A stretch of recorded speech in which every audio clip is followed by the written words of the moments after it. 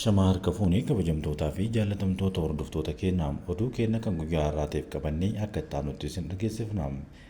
Indastiriin nyaata galaanaa Somaalilaand babal'isuudhaaf jirtuuf Itiyoophiyaan gabaa ijoo ta'uu ibsite.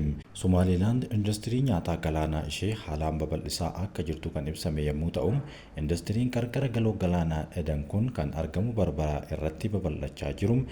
Adda durummaadhaan fedhii nyaataa qurxummii Itiyoophiyaa keessatti guddachaa dhufe irratti xiyyeeffachuun eerameera. Somaalilaand gara Itiyoophiyaa dabalatee naannichatti dhiyeessitu oomisha qurxummii ta'uun indastirii nyaataa galaanaa ishee babal'isaa akka jirtu ibsiteerti. Oomishni tunaa Barbaraa yeroo ammaa kana suppermaarketii gurguddoo Itiyoophiyaa keessatti bal'inaan mul'ataa akka jiru marsariitiin Hoorn Dippiloomaat gabaaseera. Kunis hariiroo daldalaa biyyoota lamaan gidduu jiru guddachaa dhufe kan calaqqisiisu yommuu ta'u, oomishaaleen sadarkaa ol'aanaa gabaa Itiyoophiyaa keessatti mul'atan oomishni isaanii yookaan oomishni tunaa dhaabbata qurxummii Somaalilaandiitiin soomtunaatiin oomishaman irraa ta'uun ni eerama. Dhaabbatichi alergii irratti daballii ol'aanaa agarsiisaa jiraachuus eereera. Uummata miiliyoona 120 ol qabaachuudhaan kan beekamtu Itiyoophiyaan sirna nyaataa pirootiiniin gabbate irratti xiyyeeffachaa jiraachuu walqabatee fedhiin nyaataa galaanaa dabalaa jiraachuu gabaasichi eereera.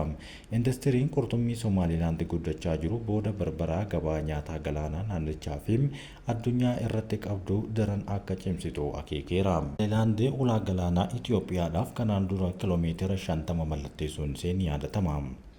Pireezidaantiin dubartii jalqabaa Namiibiyaa kakuu raawwatan. Filannoo sadaasa darbe gaggeeffameen injifachuudhaan pireezidaantii Namiibiyaa dubartii jalqabaa ta'uun Naatumboo Naandii kakuu isaanii raawwataniiru. Pireezidaantiin kun biyya hojii dhabdummaadhaan itti hammaate hanqinni walqixxummaa saalaa fi hiyyummaan itti jabaatee bulchuudhaaf har'a kakuu raawwatan.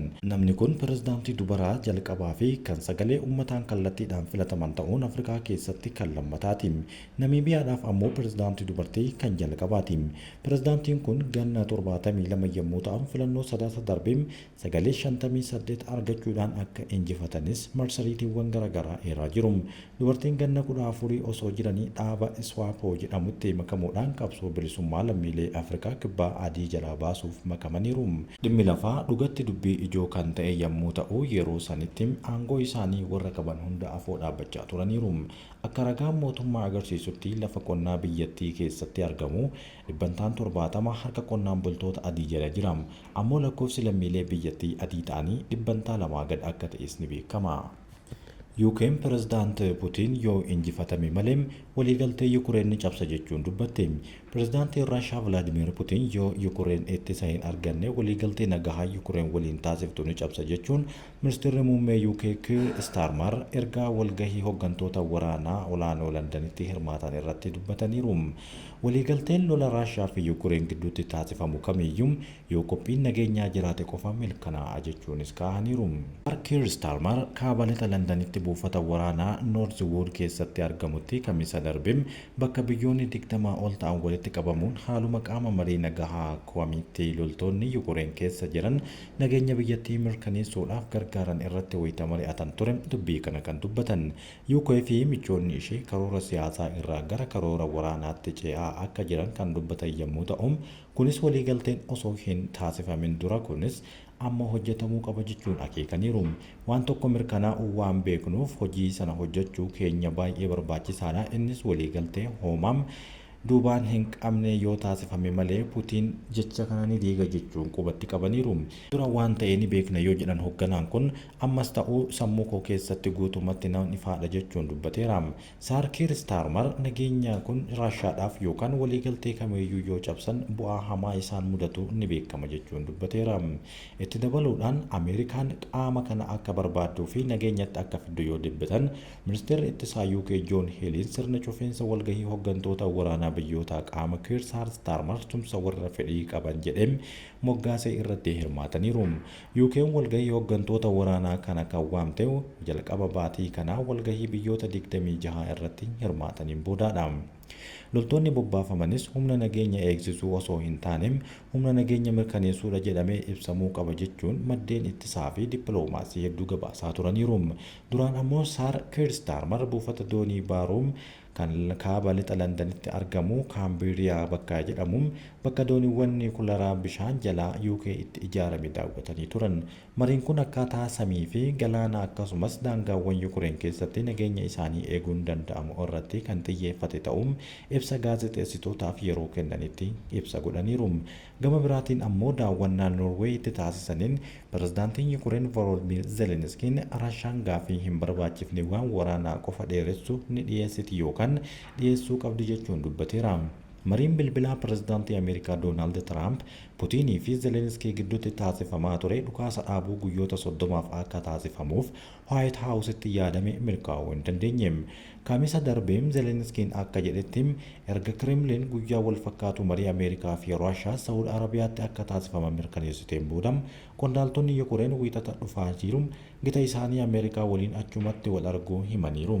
Qabatee Doonaald Tiraamp osoo aangootti hin dhufin waraana Yukureen sa'aatii 24 keessatti akka dhaabsisu dubbatee ture.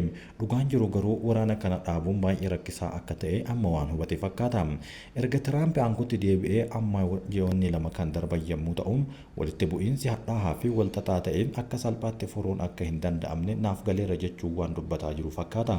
Gaaffii fi deebii dhuma torbee darbee taasiseen pirezidaantiin Ameerikaan kun guyyaa tokkotti waraana dhaabuuf waadaa galuu isaa qoosaa akka ture dubbatee ture. Gareen Tiraamp tilmaamanitti saffisaan milkaa'uu dhabuu isaatiif sababoota hedduutu jira. Sababoota kanneen keessaa tokkoffaan pirezidaantichi hariiroo dhuunfaa dhimma dippiloomaasii furuu danda'u amanuun isaa bu'aa hin buusne jechuun kaaheera. Yeroo dheeraaf Tiraamp hoogganaa biraa waliin yoo ta'e waliigaltee irra gahuun rakkoo idil addunyaa kamiyyuu furuu danda'a jedhamee amanamaa tureera. Tiraamp gurraandhala 12 Vilaadimeer Puutiin waliin sa'aatii 1.5 yookaan daqiiqaa 90 haasa'an sun bu'aa qabeessa jechuun garuu dubbatee turuun ni yaadatama. Hooggantoonni lamaan bitootessa 18 ammas irra deebiidhaan dubbataniiru. Garuu hanga ammaatti haasa'an kun waliigaltee guyyoota 30f dhukaasa dhaabuu Tiraamp battalumatti barbaade kana mirkaneessuu yookaan milkeessuu osoo hin danda'in hafeera. Wanti haasaa irraa kan argame Puutiin haleellaa Raashaan dhaabbilee anniisaa Yukureen irratti raawwattu dhaabuudhaaf waadaa galuu qofa ture. Waadaa kanas Raashaan sa'aatii muraasa keessatti cabsuun waraana irratti banuu jalqabdeerti. Inni lammaffaan pirezidaantiin Raashaa ariitiidhaan marii irra gahuudhaaf akka hin dhiibamne qofa kan agarsiisu yommuu ta'u, Puutiin waa'ee waliigaltee yeroo dheeraa haasa'uu dura tooftaa sadarkaa 2 US dhukaasa dhaabuudhaaf yeroodhaaf dhaabuuf akka qabu mormuu agarsiiseera. Mariin kamiyyuu hundee waraanaa kanaa ifa godhaa kan ture yommuu ta'u, sodaan isaa gamtaan naatoo babal'achaa jiruu fi Yukureen akka mootummaa walabaa jiraachuu ishee haala kamiinuu nageenya Raashaa irratti balaa ta'uu dubbateera. Akkasumas waliigaltee kamiyyuu irratti waliigaluu osoo hin dandeenye gaafii fi haalduree bal'aa deebii argachuu fi guutummaa qabu jechuun kaa'aniiru. Lammiileen Fiinlaand yeroo hedduuf walitti aansanii lammiilee gammadoo jechuun addunyaa irratti sadarkaa tokkoffaa qabataniiru. Dhimmi kun yeroo baay'ee suga yookaan satisfaction gidduudhaan jireenya keessatti namoonni baay'een yookaan biyyoota tokko addunyaa irraa qabaniin kan madaalamudha. Biyyoonni Awurooppaa kaabaa yookaan Noordik jedhaman biyyoota addunyaa irratti gammadoo ta'an yeroo baay'ee sadarkaa 1 hanga 5 kan qabatan isaanuma qofa. Piroofeesar Jukkaa Saavoolaaniin namni jedhamu Yuunivarsiitii Wayin irraa gulantaa 1 hanga 10 irra jiru dhimma kana ibsuudhaaf faayidaarra oola jechuun dubbateera. Haala kanaan zeeroon haala jireenya isaa badaa kan ta'e ibsu piroofeesarichi lammiileen Fiinlaand gammachuu isaanii kan qaban yookaan gammachuu jireenyaatti qaban bu'uura kanaan lakkoofsaan akka kaa'an yeroo gaafataman deebiin isaanii 8 fa'aa ta'a jechuun kaaheera. Qajeelfamni jireenyaa Laagoom jedhamu irraa kan jiruufi achii dhufeen yaada kanaa Siwiidin yoo ta'u hiika akka malee xiqqoos baay'ee kan hin taane waan sirrii waan xiqqaadha jechuun ni dubbatu. Biyyoonni Siwiidin, Fiinlaandii fi Deenmaark fa'a taatii kana keessatti waan milkaa'ina guddaa geesse taateem mana badaa qananii hin qabne keessa jiraachuu fi konkolaataa ittiin socho'uun qofa qabaachuun waan baratamaadha yookaan waan baramaadha. Moo faallaa warra Ameerikaati.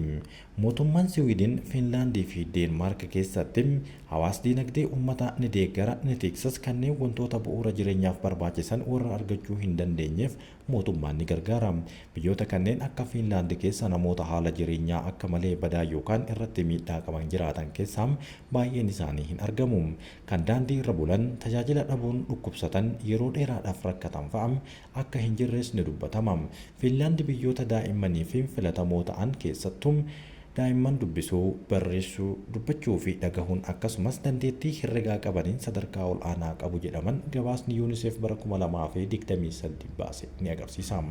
Hariiroon maatii fi manneen barnootaas biyyoota kanneen keessatti caalaa jabaadha jechuun ni katabama. Namoonni lammiilee Fiinlaand hin taane akkamiin biyyi kun gammachuudhaan tokkoffaa taate jedhanii kan galuu fi yookaan kan galuu fi hin dandeenye sababbiin isaa alaa gaafa mul'atu gammadoo waan hin fakkaanneef jedhan Piroofeesarichi.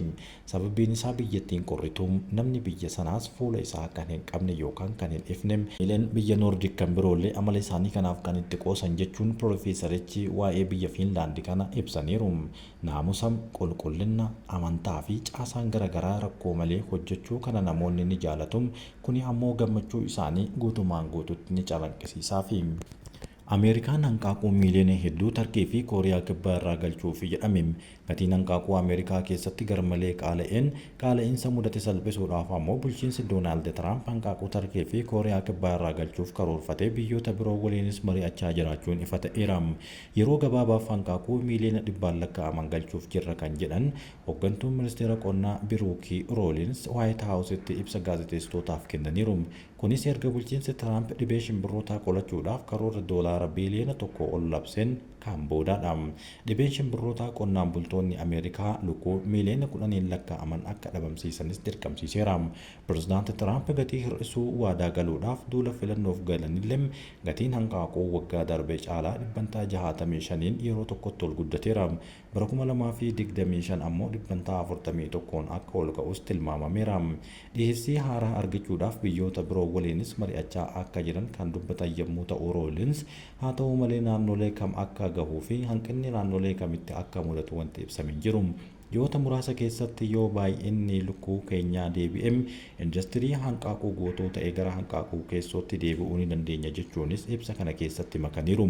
Waldaaleen lukkuu Poolaandii fi Niituwaanis jimaata darbe hanqaaquu ala erguu ilaalchisee imbaasiiwwan Ameerikaa isaan dubbisuu Associated Press dubbateera. Duraan dhalaa keessa ministeerri qonnaa Ameerikaa gatii hanqaaquu to'achuudhaaf karoora doolaara biiliyoona 1 ol qabxii 5 kan kaa'e yommuu ta'u tarkaanfii nageenya lubbuu qabeeyyiif doolaara miiliyoona 500 qorannoo fi misooma tajaajila tilmaama doolaara miiliyoona 100 sagantaa gargaarsa faayinaansii qonnaan bulaatiif ammoo doolaara miiliyoona 400 kaa'ee jira. Bulchiinsi Doonaald Tiraamp tamsa'ina dhibee shimbirrootaa ittisuu fi jireenya qonnaan bultootaa gargaaruuf hanqaaquu daldalaaf gaarii fi tajaajila gorsa bilisaa akka isaaniif kennu ibsee ture. Akkasumas baasii hanga dhibbantaa 75 akka kaffaluuf waadaa galeera. Karoorri keenya USAID'n dhaabbilee hanqaaquu ka'an kun mana kuusaa isaanii vaayirasii irraa akka ittisan gargaaruuf guutuu biyyattiitti ODT hojjechuudhaaf mallaqa addaa investi gochuu ture jechuun dubbataniiru. Weerarri dhibee shimbirrootaa bara 2022 akka faranjootaatti jalqabe qonna Ameerikaa irratti balaa guddaa geessisaa jira. Shimbirroota miiliyoona 156 ol kan ajjeese gatiin hanqaaquu akka garmalee ol guddatus taasiseera. Namoonni akka sagalee isaaf kennan gochuudhaaf duula filannoo irratti gatii hanqaaquutti fayyadamee ture. Jalqaba baatii kana haasaa koongirensii irratti taasisaniin gatii hanqaaquu ol ka'e kanaaf Joo Baayidaniin komateera. Joo Baayidan gatiin hanqaaquu to'annaan ala akka taatu godhe jechuu yoo dubbatu nuti gadi buusuudhaaf cimnee hojjechaa jirra jechuun dubbateera. Kabajamtootaa fi jaallatamtoota hordoftoota qaroo miidiyaa oduun hammaa fi simbiraan gahaa turre kan hangammaatti dhaggeeffattanidha. Nuti waan turtaniif galatoomaa. Qaroo miidiyaa laayik, sheer, sabiskiraayib gochuun waa'ila keessan biraan akka ga'us godha.